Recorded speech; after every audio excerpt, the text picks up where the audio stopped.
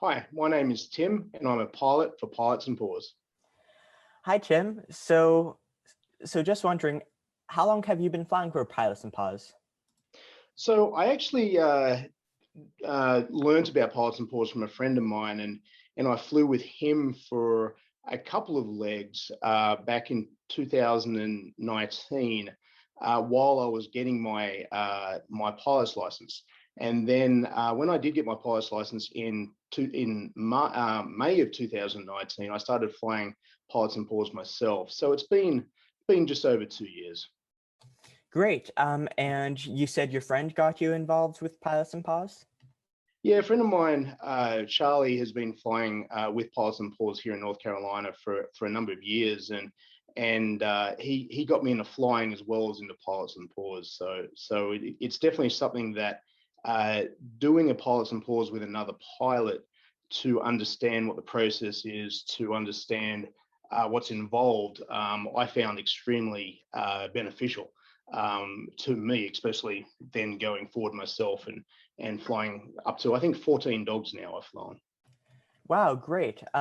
So why do you enjoy flying for Pilots and Paws? I two things really. I've been an animal rights advocate for many years, and dogs specifically, any animal of course, but I love dogs. I've got a beautiful English golden retriever, Lucy, and and I've also got a love of flying too. As I mentioned, I got my pilot certificate a couple of years ago, but I've probably spent ever since I was 18 or 19, I've always wanted to fly. So when I did get my pilot certificate, of course, one of the first things you want to do is you want to fly as much as possible, and having the added benefit of logging into the Pilots and Paws website. I didn't really have any plans for a couple of weekends, so I would talk to people that needed to transport dogs on the website, and that was my weekend, just flying around, picking up dogs, dropping off dogs. I got a lot more hours into my flying. Got to land in airports I'd never heard of before.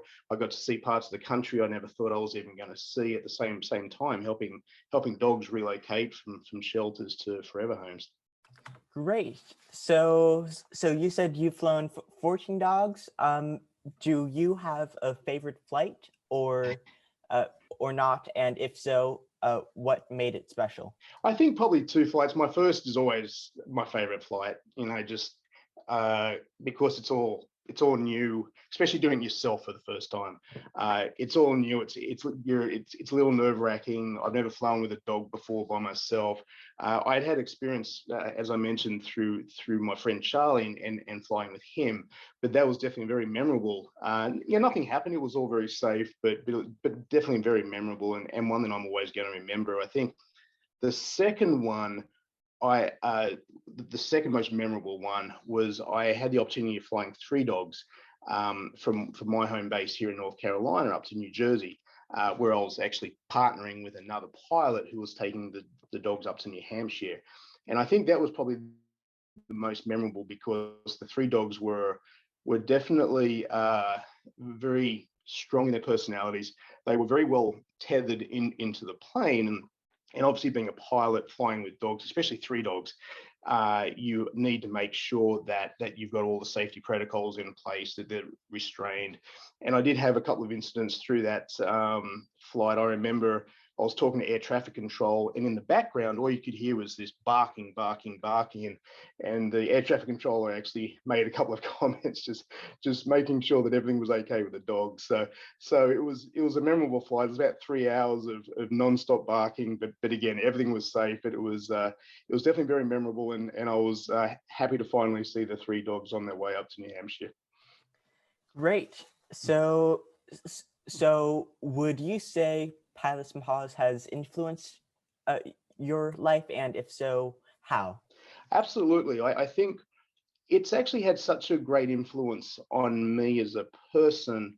I've always wanted to do what I can. Obviously, everyone's got restricted time on how much time they can spend volunteering. And I'm definitely one of those people. I'm a professional. I work pretty long hours. But I found this a great way of doing what I've always wanted to do, and that's to be part of the advocate of dogs, especially dogs that need to move to other homes. And through that process, I actually started doing, filming those fights and kind of throwing them up on YouTube under the tagline Dog Flyer, just really to promote to other pilots what it's like to fly dogs, what you need to do. And that piece of the puzzle has really helped me engage with other pilots, especially pilots in the North Carolina area who have reached out to me because of those videos and wanted to know more. They wanted to know how to get in touch with Pilots and Paws. It gave them a little bit more of a sense of confidence seeing my videos and seeing what you need to do, what to look out for, and that personally has been fantastic to kind of grow that pilot network here in North Carolina.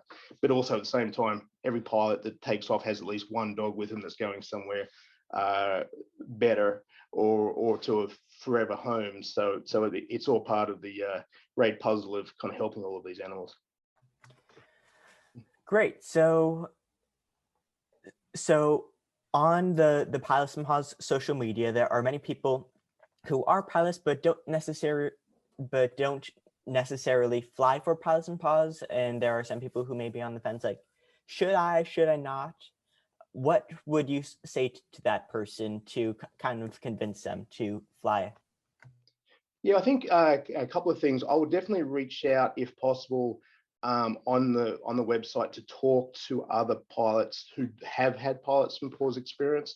I think that's critical because, again, you need to make sure that as a pilot you're safe, and there's a lot of products, tethers and crates that would be kind of recommended. I would also reach out. One good thing with the Pilots and Paws website is you can see the pilots and the locations they are. So if you look at your local airport, you should actually be able to see the contacts there and go for a Pilots and Paws mission with one of those pilots. Don't necessarily do the first Pilots and Paws mission by yourself with a dog. Go with other pilots like I did. And pretty much every pilot I've ever reached out to has welcomed me with open arms, and has always wanted, because it helps out the pilot too to have another pilot there. I just did a Pilots and Paws recently with my old flight instructor, and it was great having two pilots. One pilot focused on the dog, one pilot focused on flying. So I think anyone that's on the fence or isn't sure whether they should do it, find another pilot who does it, fly with them, and I can almost guarantee that through that experience you're going to want to go and do it yourself. Great. So is there anything else that you would like to say to the people who follow Pilots and Paws, whether pilots or rescues or just general people who like puppies?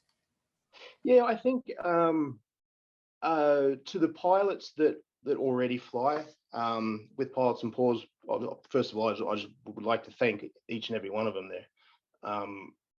The stories that go behind every single dog are just amazing. For those that are wanting to get involved, I think we covered that, but I think if you're a dog lover, there are so many stories out there of dogs. Unfortunately, some are in kill shelters, some are with rescue organizations that really do need help to be transferred to a forever home. And in my personal experience, I think when you hand over that dog to that new family is an absolutely amazing experience. So I think that in itself is something that I would like to say thank you to a lot of those pilots out there. Thank you for all the organizations actually that are involved, because there is countless rescue organizations that are involved, pilots, helpers, adopters, fosters, and I think everyone's just doing such a great job. Great. So that's all the questions I have, at least about Pilots and Paws, but just wondering, are you a dog or cat person? I'm a dog person. I love both, but I've gravitated to dogs primarily because I've spent a lot more time with my own personal dog. But cats, I've transported cats before Pilots and Paws, and I've also heard of some very interesting animals that have been transported by Pilots and Paws. So I haven't yet done that, but hopefully soon.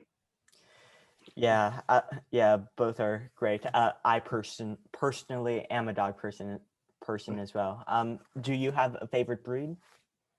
Again, I'm kind of being a golden retriever father. I'm definitely a golden fan. But labs. I big or small dogs. I probably more gravitate to the larger dogs, but I've had a lot of fun with a lot of the smaller dogs too. And if you or anyone's interested in the dog flyer videos, I've transported small 5-pound dogs up to 90-pound dogs. So it's definitely interesting. Great. Yeah. Thank you so much, Tim, for your time. His YouTube channel is Dog Flyer. It will be linked down below and in the post. Yeah, thank you so much for flying, and thank you so much for your time. Well, thank you very much, Matthew, for the time as well. Thank you. Okay.